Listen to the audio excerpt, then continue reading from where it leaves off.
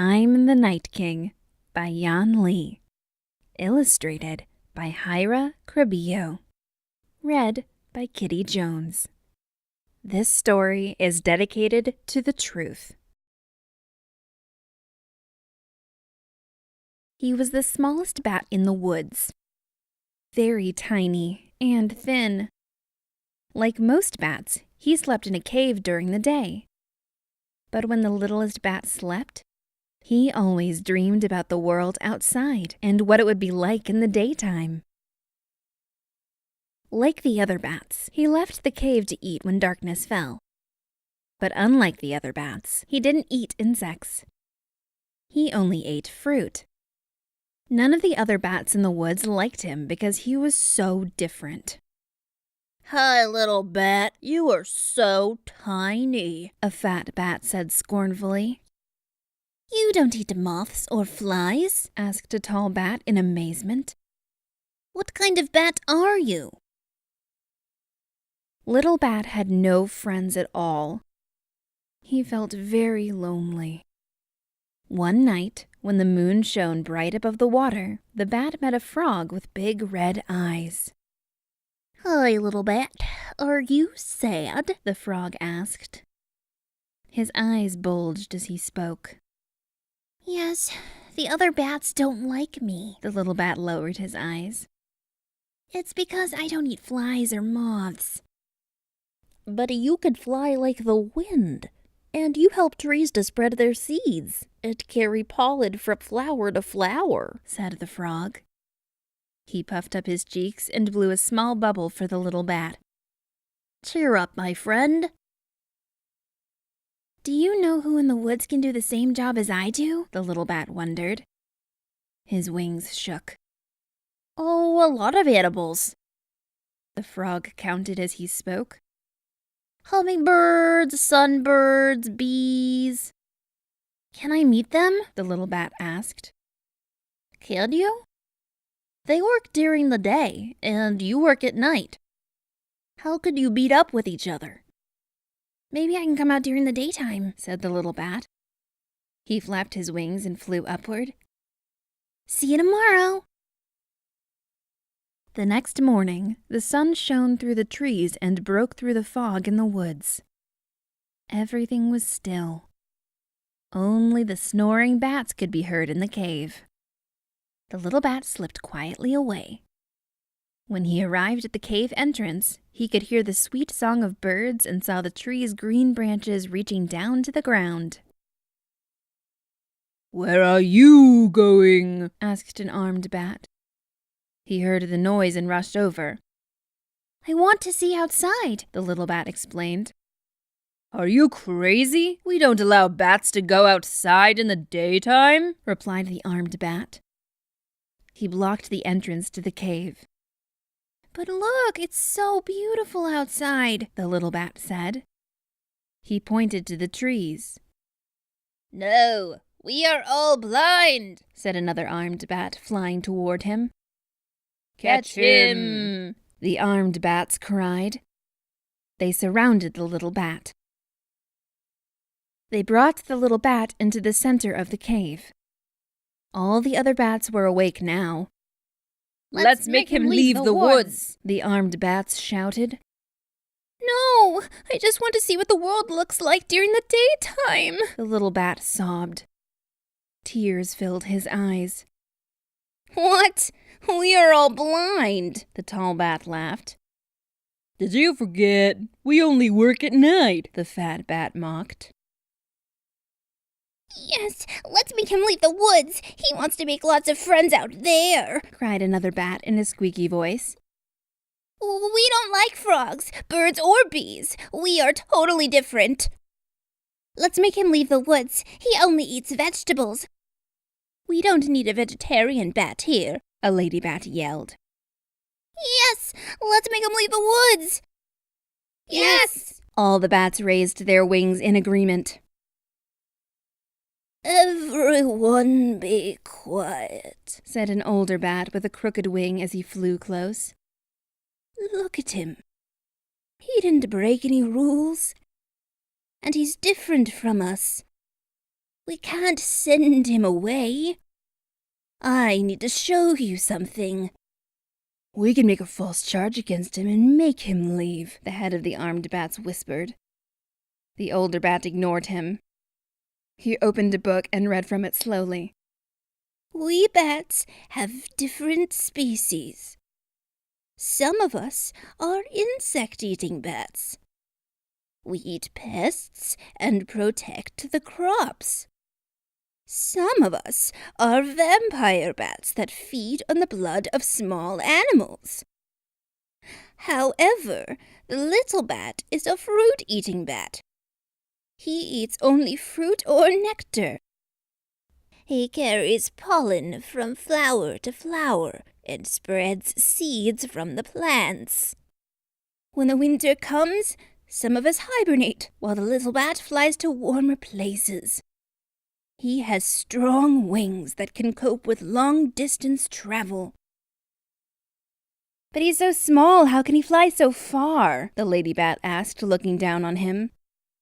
Don't be mean to him. He will grow stronger. Lots of fruit-eating bats are bigger than insect-eating bats, the old bat replied. Are we all blind? Asked a curious baby bat. No, people call us blind, but we are not. We have a strong sense of hearing. But that doesn't mean we don't use our eyes. Our vision is good, although not as good as many other night hunters. We still need to punish him, the head of the armed bat said.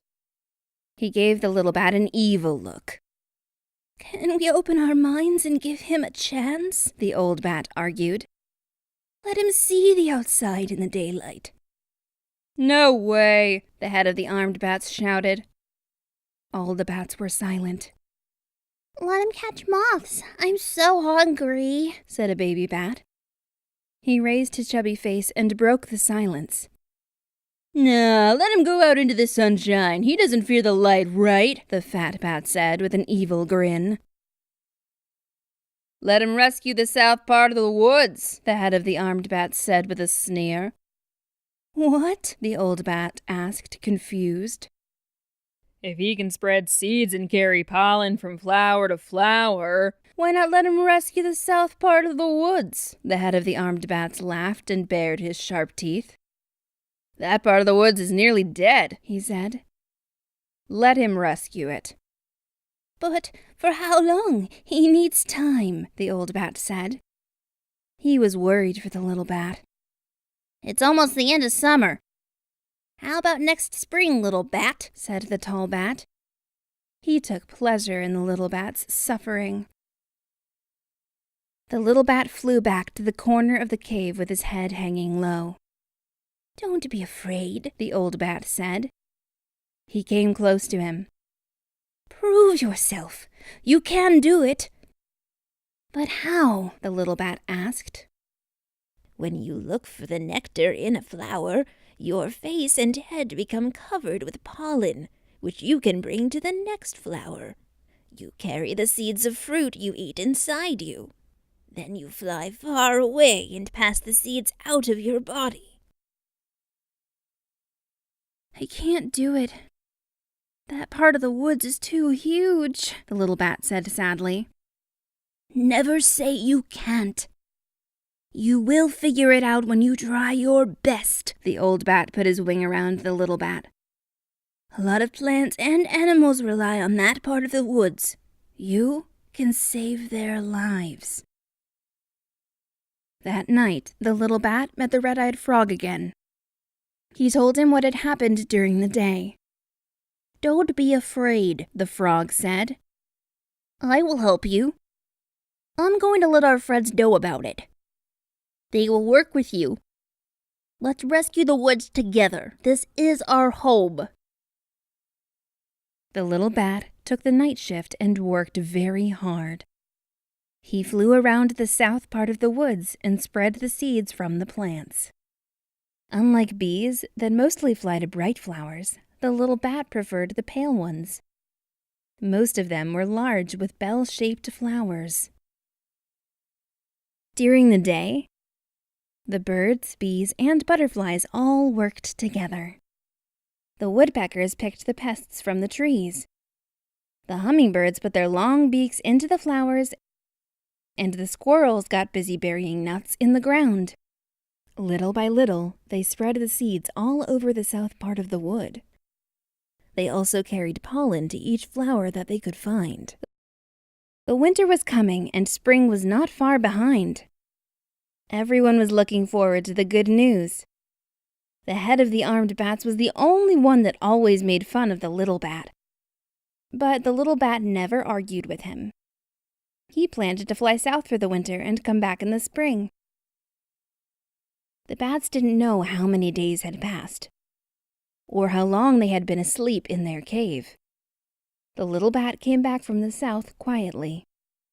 No one noticed him. One morning, the sun melted the snow away, and steam rose from the rocks. The little bat looked around. Everyone was fast asleep. Only he saw the sunlight shining through the cracks in the rocks. The little bat also heard the sounds outside. Birds started to sing again, and the bees started buzzing once more. He flew to the cave's entrance and felt the sunlight shining on his face. Everyone, spring is coming! The south part of the woods will be coming to life, the little bat said. The other bats smiled. The little bat couldn't wait and flew over to the south part of the woods. The head of the armed bats saw him leaving the cave, but didn't try to stop him. For the first time in his life, the little bat saw the grass starting to turn green, the buds appearing on the trees, and the colorful little flowers waving in the breeze. That night, everyone in the woods came together to celebrate the coming of another spring. "You are the Night King!" "You saved our home!" the woodland creatures shouted. The little bat was very shy and couldn't speak. "Let's always work together," the red-eyed frog said. He croaked loudly and everyone laughed. Yes, this home needs everyone to work together, said the bats.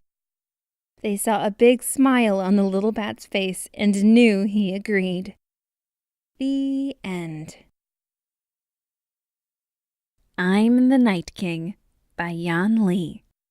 Illustrated by Hyra Crabillo. Read by Kitty Jones.